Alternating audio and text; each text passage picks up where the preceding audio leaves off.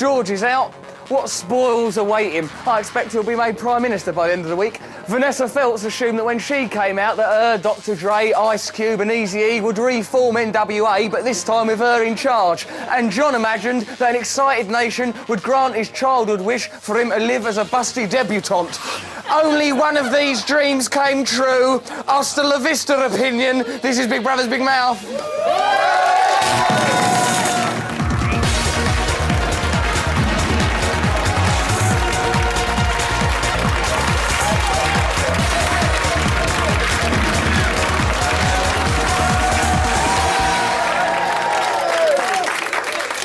Glasnost, por favor, Russell, this is the age of the train.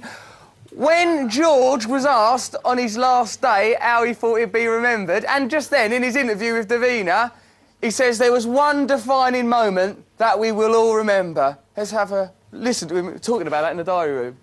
To perform the task that became the appearance on Richard and Judy, that was probably my finest hour, the moment of my maximum popularity. When I won £140 worth of food for a hungry household. Yeah, that's what we'll always remember, yeah. We'll always remember that appearance on Richard and Judy. That'll stand the test of time, you know. Civilisations come and fall, but that appearance on Richard and Judy, people were... Didn't you pretend to be a sort of sexy cat and eat food out of Ruler's cat bowl? Yeah, but surely the Richard and Judy performance is what will... Didn't you sort of dance about in a leotard and do sort of robotics? No, but Richard and Judy. Didn't you demonise Preston for going in that secret suite room and say he was like Hitler in his bunker? Yeah, no, Richard and Judy, let's focus on Richard and Judy. And now he thinks he's still going to be mates with, like he just said on the Davina show, he goes, oh, I imagine I'll still see Dennis and Pete. Yeah, they're going to be hanging out a lot together, I imagine. That'll be a familiar sight in the boudoirs of Paris. They'll probably form a band.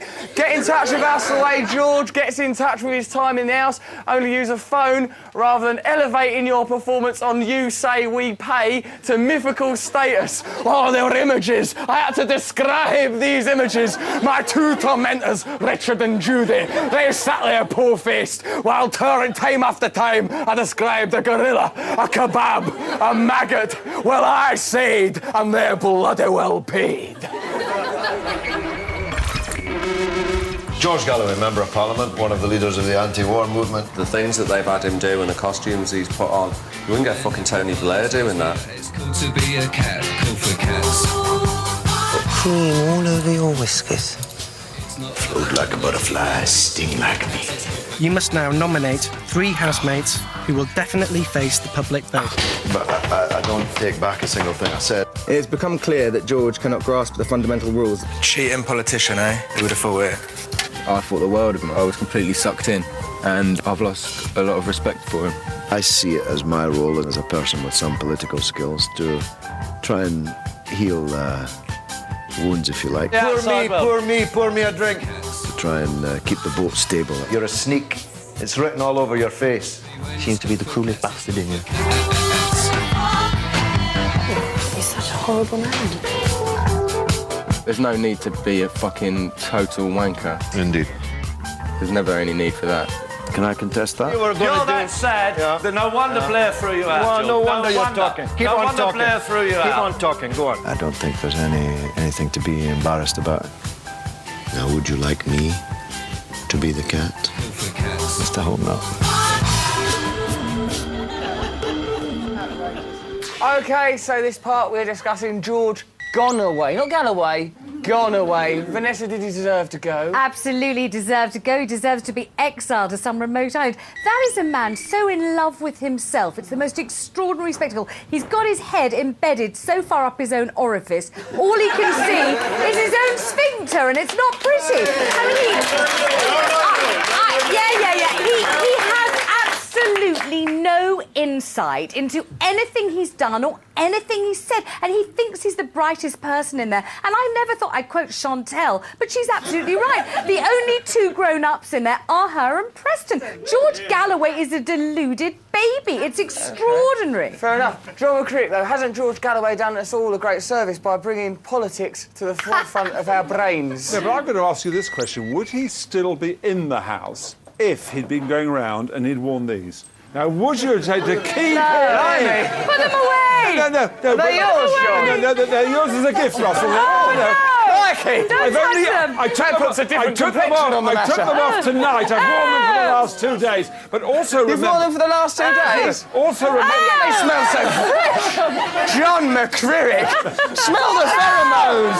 Come on! Don't do it, don't! Also remember how extraordinarily popular George, etc. has been for the programme. The ratings are up 9% on when I was in last year. That's phenomenal. Well, you did drive a lot of people away, John, no, but, with the burping. But that is phenomenal. Up 9%. And do you know today, live on ITV, ITN News and the BBC One News, they've got a camera crew outside here. The phenomenal attraction that George and the rest of the House have had. Yeah, but it's fabulous for Big Brother, but not for Galloway, Yeah, who I what about think has shot his whole career completely in the foot. I don't think he's going to recover from this in a million years. It has kept him going. He's been himself from the very start. Yeah, but what kind of self is he? He's not. He's a lovely Vanessa! man. Imbecile and a Hold on. He's a lovely Let man. this stamping man speak! He's a lovely man. But where's he lovely? He's been He's a honest. bully, He's he's been a himself. coward. He's not Vanessa. been a bully. He's kept the house in order. He's been the big daddy of the house. He has divided the house. He's been divisive and bullying. I can speak for myself here and all the nation. Everybody hates him. Yeah, here. Everybody hates him. It's fine.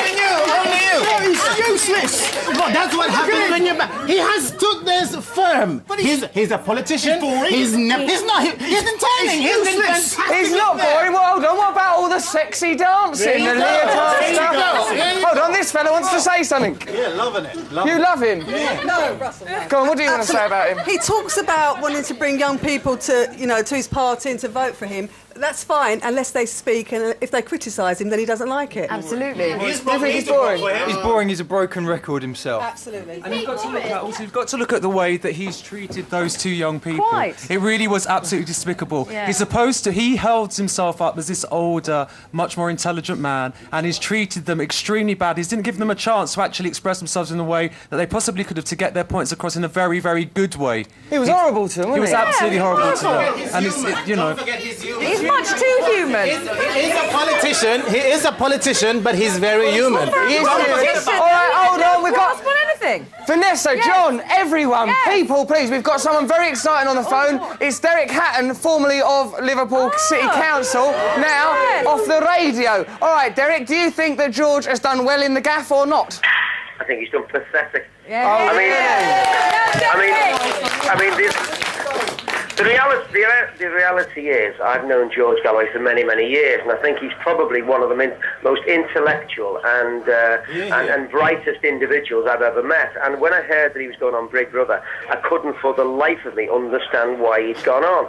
Once he went on, I think he displayed a lack of humour, a lack of sensitivity. I think overall he has just done himself not only no favours but immense harm. And I still to this day am waiting for a punchline, can't understand why he went on and why he behaved like he behaved. Absolutely. It is a bit bizarre. I wonder what those personal things were that he's discovered. Do you reckon it's some sort of feline fetish? Is it going to be that? It's a sexual thing.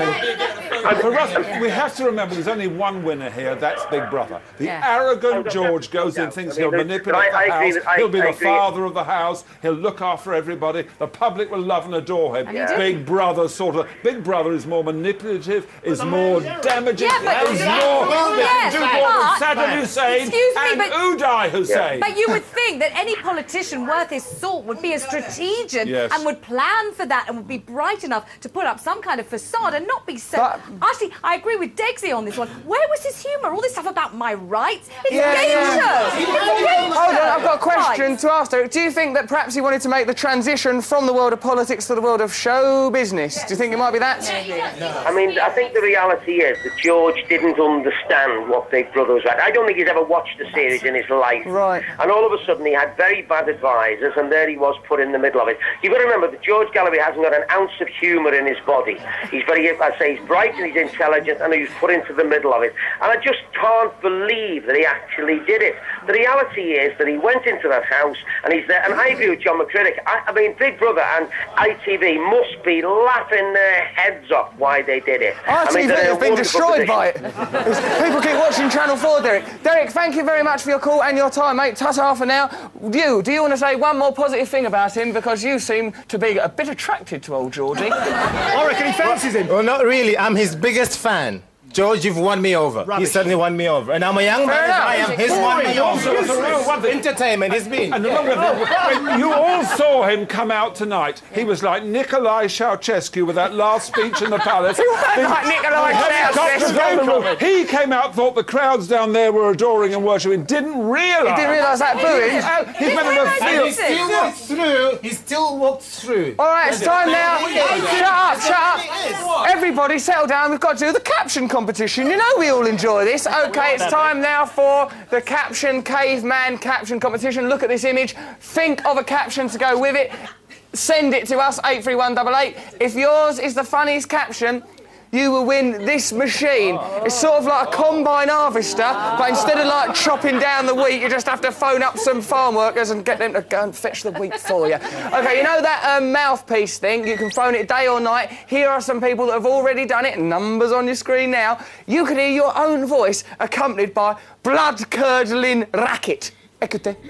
I think Maggot is a dark horse who has an uncanny resemblance to an ostrich. I'd just like to say, I noticed on last night's show, got just after midnight, that there was a broken dining chair in the dining room, and nobody's explained how it got broken or why it's there. So if you just let us know, please. Thanks. Poor little Preston. Little Preston's little face when Rodman was having a go at him. Now, if he needs to put his head in between my bosoms, that's fine by me. I don't like the fact that George said that they can't, that thingies, that Maggot and all that ain't men because they was crying, and I think that I don't see how he could be called a man when he plucks his eyebrows. The squirrely little weasel man. Oh, what a beautiful little boy. OK, time for a commercial break. John Fashion, who loves this show, I should know, he swapped me my kidney for these magic beans. They don't even work. They're swine. Keep watching Celebrities Big Brother, Big Mouth.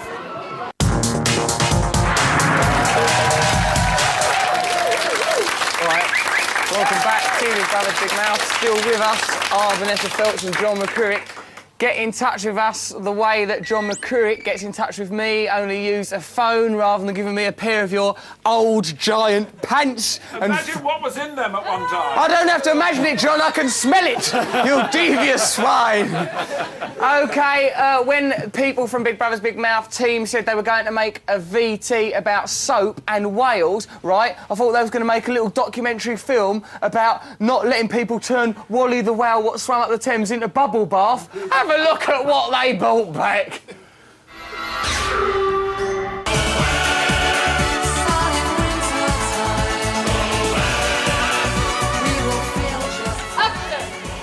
Ffefryn ni yw maggot neu cynrhonyn fel ni'n weud yn yr iaith Gymraeg.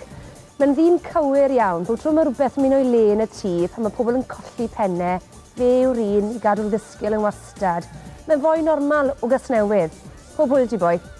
Rwy wir ddim yn hoffi Pete, yn ymwedig ar ôl iddo gael go bach ar Tracy. A mae Tracy mor ddinewed, roedd hi byth yn brifo pleren. Maggot, dyle ti roi Pete yn ei le. Gan bod fi'n nabod un o'r lleill, dyn ni wedi bod Chantel yn fwy yn walk-in, no, after again, because that's not correct at all. Dwi ddim yn hoffi Tracy Bingham, mae gwallt hi fel gwell a mae bron ddi'n blastig. Gan bod fi'n nabod un o'r lleill mewn i'r tŷ, dyn ni'n efo Chantel yn ennill mwy cyflawn, achos bod hi'n fwy o celeb erbyn hyn. Dwi ddim yn licio Preston rhagor, dylfa just... Oh no, sorry, hang on. I don't know what I'm saying. Maggot. Cynrhonyn. Cynrhonyn, maggot. Yeah, I'm getting a little bit cheesed off with little Paul Scholes' hospital. First they gave him snake's legs, right? Then they sort of bandaged him with Rice Krispies. Now a Maverick orderly has pinned a snowy owl to his scalp. Look at him, poor fella. It doesn't like me. Paul, don't make a fuss, because I get on all right with that owl. He's quite a nice little owl. What do you want to talk about at this part? Michael Barrymore. You want to talk about Michael Barrymore? OK, but if we're going to talk about Michael Barrymore, you and the owl are just going to have to, you know, try and get along. Eat Pecs by Crispies.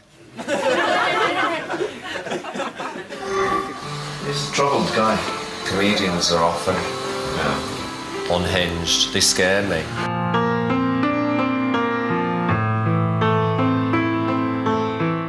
And I hate the idea that he could potentially go into emotional meltdown.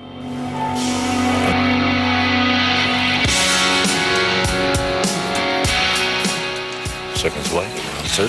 Absolutely pathetic. And I memean everyone, including myself. Whatever you say, you can't hurt me any more than I've been hurt. Coffee, anyone? Onion. There is the American dream. And there's Tracy, the American wet dream. Let's get together. Oh.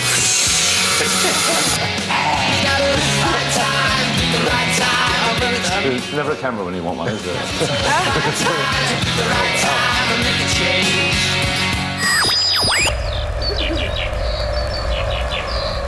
OK, so this part we're talking about the Magic Barrymore round, which is almost a pun, but not quite, innit? It sort of makes my mind go strange thinking about it, like one of them magic eye pictures. You sort of, it nearly makes sense, then it doesn't quite. Almost like Michael himself, John McCririck. If any of you were in the house, and Vanessa's been and I have been, you would vote to keep Barrymore in. He does the cooking, the washing up, the cleaning. He's a fantastic entertainer and he'll make you laugh. All right, he's cracking up as a personality and he's disintegrating before our eyes, but isn't he a great guy in the house? Wouldn't you want to be? No, when I was in the house, nobody would do the cooking. They're trying to make me do it.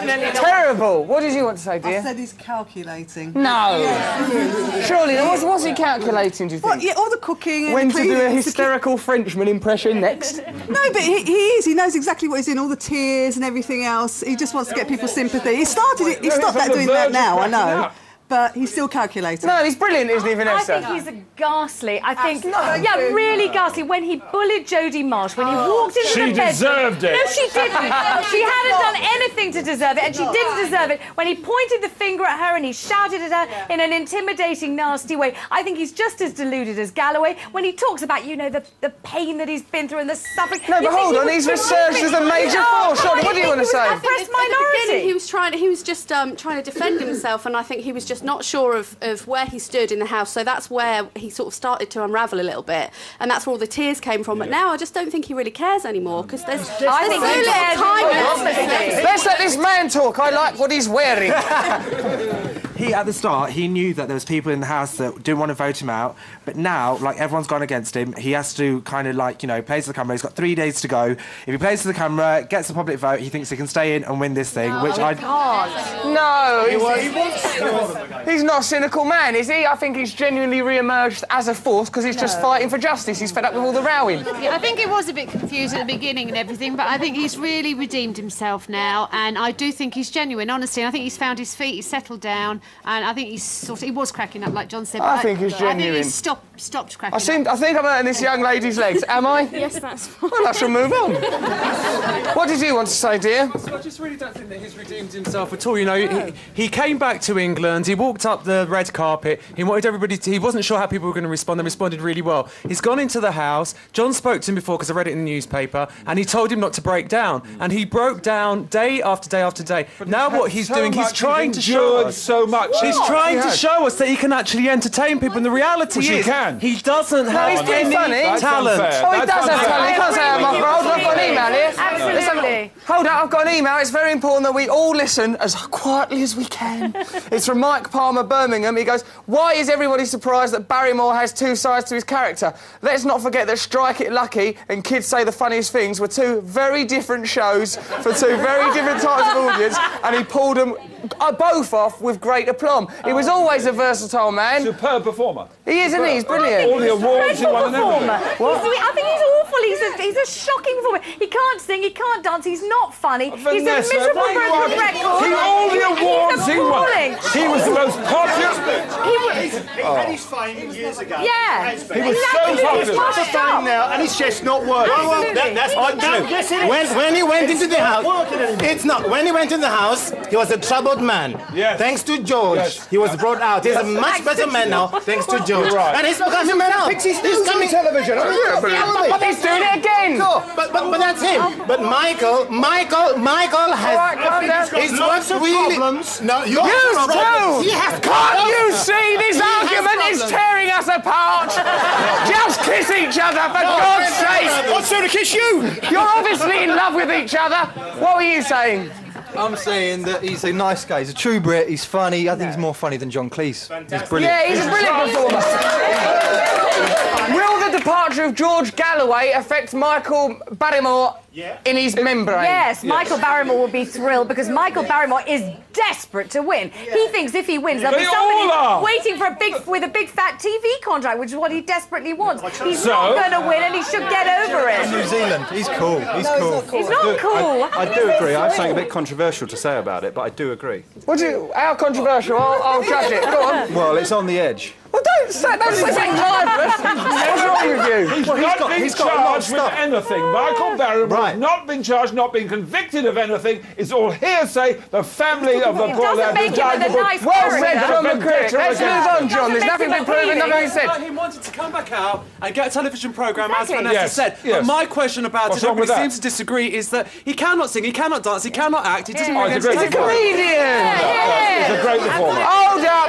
Right, come on, everyone settle down. We're arguing too much in the present. We don't seem to be able to get along. Why don't we go have a little look at the future and see if it's sort of like a peaceful utopia? Look at the future.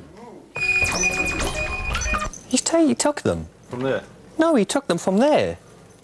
Oh, right. Who picked them up? Dennis? I left them behind, and he'd taken them. Why?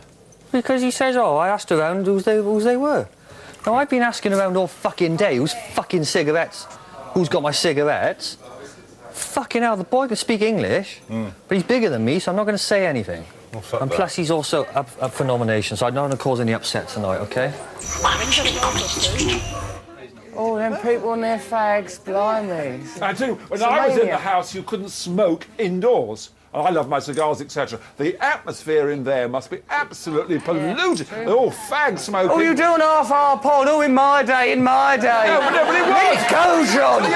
OK, time for the That's result why of the ratings are up this year. John, get to bed. Right, it's time for the results of the Caption Caveman competition. Let's have a look at it. Right, the best one was this one. Sorry, George, I just can't get my voice deep enough to do a good ruler.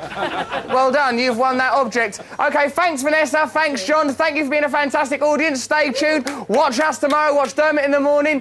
And for heaven's sakes, try and enjoy yourselves a little bit more. Hare Krishna. Ta-ta.